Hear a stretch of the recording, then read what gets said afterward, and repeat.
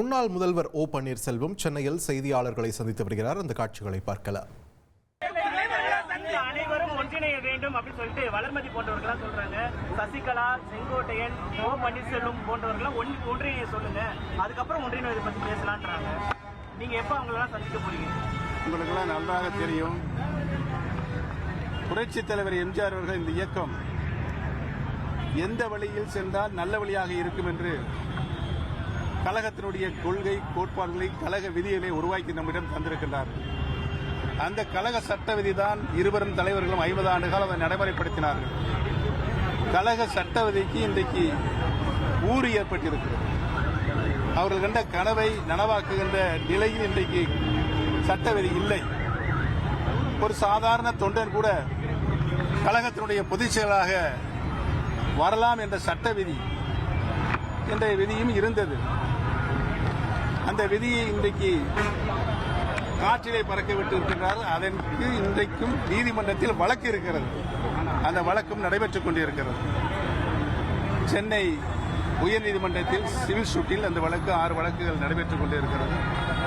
அந்த வழக்கு முடியும் என்று நான் உறுதியாக நம்புகிறேன்.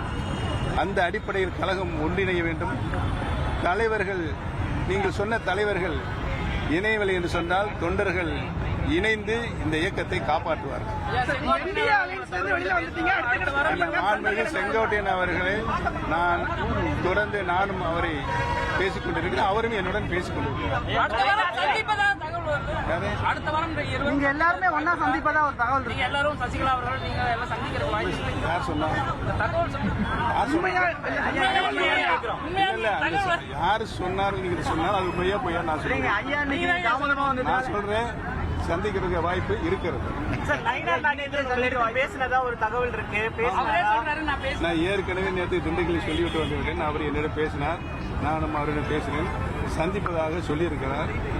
சந்திப்பதற்கு அவர் நேரம் என்னுடைய நேரம் ஒத்து வந்தால் சந்திப்போம்.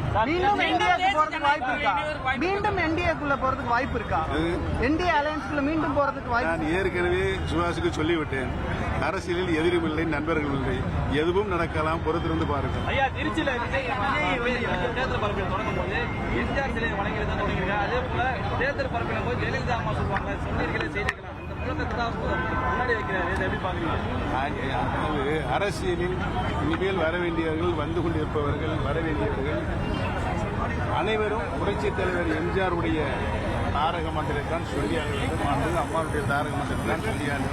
அப்பொழுதுதான் அரசியலில் அவர்கள் வெற்றி பெற முடியும். முதலமைச்சர் வேட்பாளராக எடப்பாடி பழனிசாமியை மாற்றினால் நாங்கள் தேசிய ஜனநாயக கூட்டணியில இறைவன் டிடிவி தினகரன் சொல்றாரு. அவர் ஒரு நிபந்தனை வைக்கிறாரு. நீங்க ஏதாவது நிபந்தனை வைக்கிறீங்களா?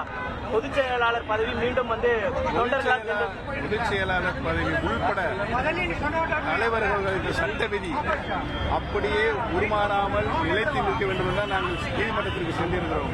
அந்த சட்ட விதியெல்லாம் மறுபடியும் மாண்புமிகு புரட்சித் தலைவர் உருவாக்கிய சட்ட விதி வந்தால் அனைத்திற்கும் சாத்தியப்படும்.